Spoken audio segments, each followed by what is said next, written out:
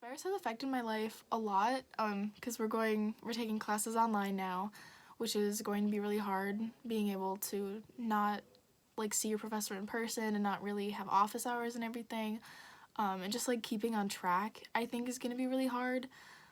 This is the first week that we're actually doing online classes, and we're doing it for the rest of the semester, so we'll have to see how that goes. I know like a lot of people are complaining about how hard their life is with this virus, and I think like, yeah, it sucks for college students, especially if you're like a freshman or a senior, but like I think that there are more important things to be concerned about, like the people who are actually sick from this and dying, and I think a lot of people have to be more careful about what they're doing.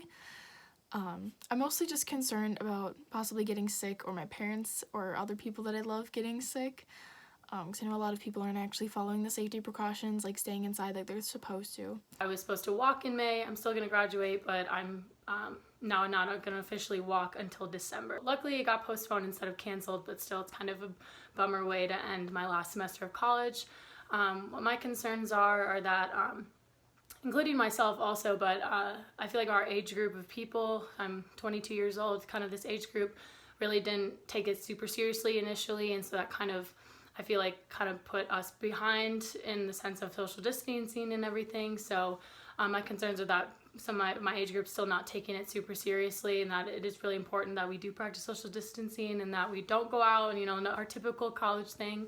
We're all in this together, and that everyone just needs to work collectively to be able to stop this thing. School's online the rest of the year. As a PE major, that's really hard. So a lot of my classes are hands-on. You need groups. All my field placements got canceled, so I don't have that hands-on practice with students in the actual school, which is disappointing. Doing pretty okay. I mean, I'm employed as of right now, but it could be a lot worse. I still have some good health. I can't really complain right now. A lot of people have way worse off. So just applying for jobs for the time being, trying to get outside, and hopefully this will blow over very soon. One of my biggest concerns is just figuring out how I'm going to learn the important hands-on skills that I need for my clinical rotations that hopefully start this summer. But I've been trying to stay positive and stay connected with people by FaceTiming my friends and having virtual and Netflix dates with them and watching movies. So just trying to look on the bright side and think about the positive. With my degree, I need to have a certain amount of clinical hours, and our on-campus speech, language, and hearing clinic has been closed due to the virus. So I am currently concerned about how I'm going to get my hours this year and how the lack of hours is going to affect my certification. I know that at this time that I'm not alone. There are many people going through the same situation as I am, and that it'll all be figured out. Right now my company is remaining open since we are deemed an essential business. So I'm still going to work Monday through Friday just like normal days. But they have implemented different strategies to help prevent the spread of the virus within, such as implementing mandatory temperature checks, setting up multiple hand sanitizing stations around the plant, as well as urging people not to sit so close together at lunch. One of our factories in China actually was shut down for a week when the virus was over in China back in January. And so this really helped our company prepare for when it did hit the North American sites. So right now I'm just trying to make sure every day feels kind of normal, but following the guidelines set out by the CDC and other health officials.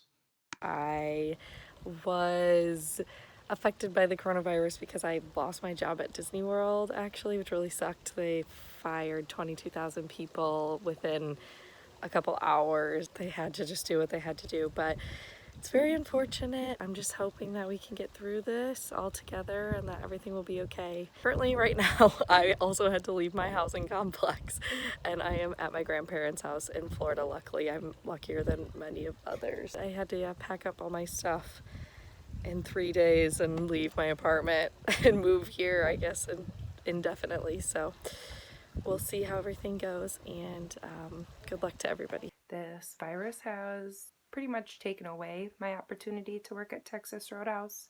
I am spending more of my time at the center that I work at because the schools are closed now, so we're taking a lot of the school agers as well. It's really crazy right now, but we want to keep our doors open as long as possible because we are such a big resource for the community. Parents are losing their jobs, so they're pulling kids, and it sucks to see those kids go, but when times get tough, we want the parents to do what's best for their family, and we'll still be there when all of this dies down. We're, increasing our safety measures and precautions, keeping limited traffic areas, keeping, everything as clean as possible, things like that. So it's really crazy trying to, keep a brave face and give the kids as much as normalcy in their schedule as possible. I'm most concerned about, as my district starts to consider how to transfer our classes online, the quality of learning that students will be even able to achieve online. In my experience, online is no replacement for in-person lecture and discussion and questions. It's so hard to answer questions when you're not face-to-face. Also, the resources that students won't be able to get online. For example, I have a whole mythology cart in my classroom filled with books of myths, and there's no way I'll be able to put that online, and I don't know how I'll replace that resource. But we'll see how it goes. Something's better than nothing education-wise. Basically, I'm just extremely concerned and worried about my kids.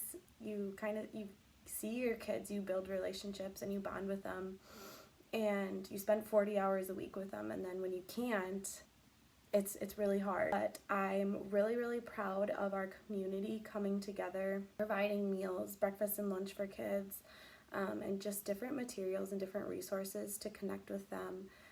So I've set up a super awesome Google Classroom page with my teaching partner, and we're able to connect with our kids, do fun like daily check-ins and just different kind of challenge activities. We've really been creative in different ways that we get to connect with them. A lot of kids are scared, especially if they know what's going on, so being a role model for them and showing them that it's hard, but we're gonna get through it together. So how is homeschooling going?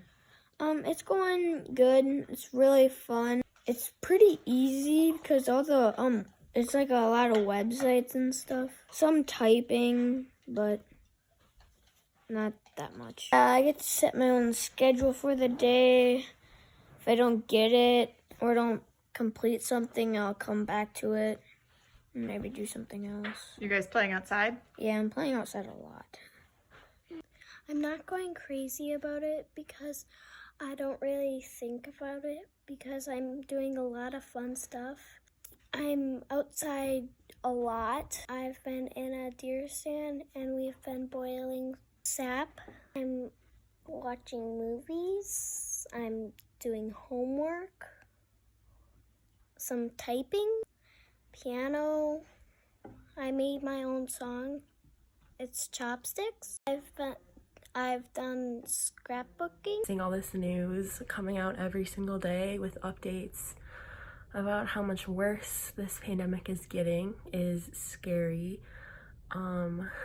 I have had to take numerous safety precautions at my job, of course, because I'm working so closely with people with very compromised immune systems and people with very severe health issues that can make them more vulnerable. And knowing that I could have this disease and not even know it because it can be without symptoms for so long is super scary and overwhelming.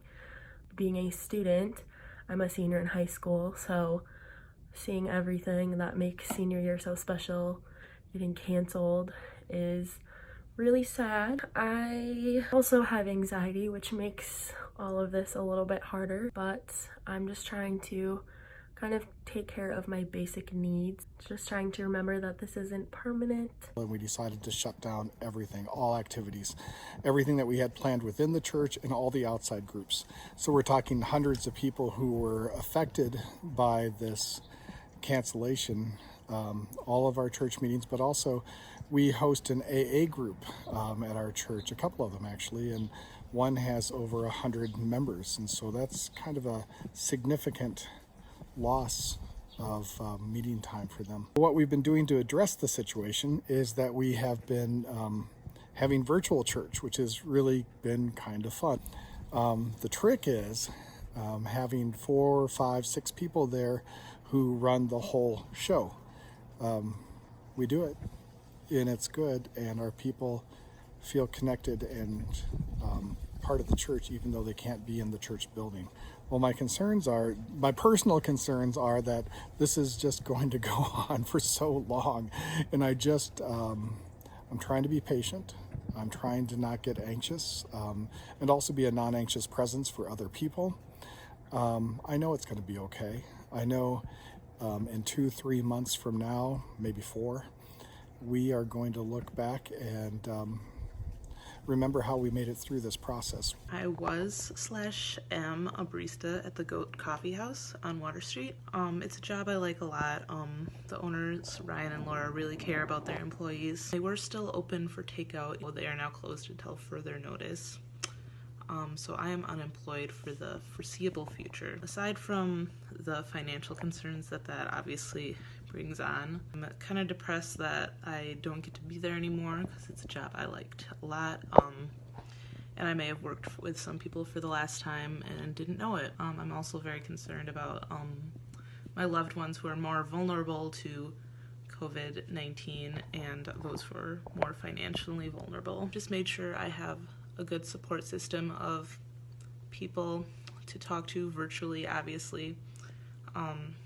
And I've just been turning to my faith as a Christian, as well as just looking for the compassion that this situation brings out. I'm the box office supervisor at a dance theater called The Joyce, and I also work with company management with Jagged Little Pill on Broadway. My life has been affected by the coronavirus outbreak because all theater events have been canceled, all live performances, because audiences are too large of a group to gather. I think what a lot of people don't realize is most artists live from gig to gig without having what most people think of a steady job. So a lot of artists are really hurting right now because so many of their performances have been canceled, and that's their source of income. The other thing that concerns me is so much front work goes into these productions, and not even just live productions, but TV shows and movies require so much work up front that isn't getting done right now. So I don't know how long it's going to be until there are plays back on Broadway, or there are new movies or new TV shows, which is obviously such a huge industry here. As a profession, I'm the executive director for a private family foundation located in Neenah, Wisconsin. My son has a genetic disorder in the cystic fibrosis family, and it was advised almost 2 weeks ago that we start to self-quarantine just to minimize the germs that are coming into our house and hope that he doesn't get sick. So on a regular basis, he's very prone to bacterial infections and respiratory infections, and so we wanted to keep him as healthy as possible so that we wouldn't have to go to the hospital during this time. On the work front, obviously I'm working remote, and we're a small staff, so we've been inundated with requests over the last 2 weeks as nonprofits started to realize what the mandates meant for their organizations. The organizations that we support address the needs of the most vulnerable in our community, and at the same time demands are going up. The ability to serve those becomes more constrained with each mandate that comes down, and then there's the funding piece of all of it. The foundation has really been taxed in a way that we've never experienced before, with the markets kind of going down is probably the best way to put it. So our assets are constrained, the nonprofits' capacities are constrained, and clients need them more than ever. So it's been a tough couple weeks. Being a healthcare worker, I am affected by the coronavirus both professionally and personally, given that at any given day at work I could be exposed by the virus and then transmit it to anybody I come in contact with, such as my family or friends.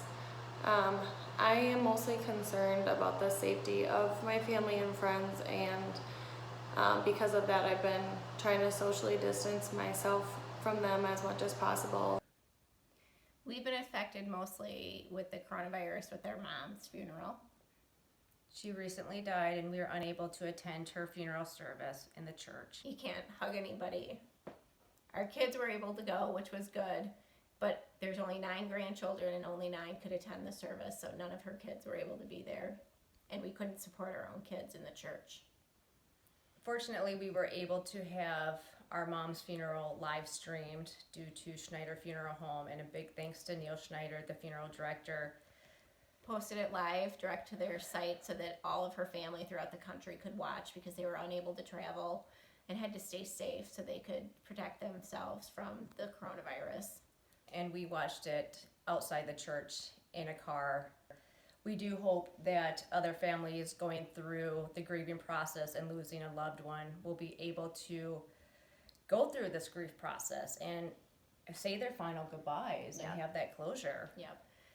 We will go back to work. Both of us are in the healthcare industry, so we'll be going back to work to an area that we haven't had to deal with before. We'll be on the front lines and dealing with patients that could be affected or their families as well. So those are things that we're coming up against leaving this process. As a healthcare worker, I'm concerned about the shortage of PPE, which is personal protective equipment that we're going to be facing. It really frightens me that I might have to go and care for someone without adequate protection and become exposed to this virus, either getting myself sick or getting other people sick at work or other patients, people in my personal life, strangers that I could transmit the virus to. And I really want our government to sort of put their foot down and make some action happen in terms of ensuring that we will have proper protection. I am also concerned about the lack of testing available at the moment. I know that we're working on getting that up and running, but it's falsifying our numbers and it's not allowing us to see how many asymptomatic carriers there really are, which leads a lot of younger, healthier people to believe that it's really not their responsibility to take part in the social distancing movement. My other concern is, like, when will we get a vaccine? I think that we need one as soon as possible, because if we release people from quarantine without people having built up antibodies to this virus, the spread of the virus is just going to continue, and it's going to be just as bad as it was before we started self-distancing.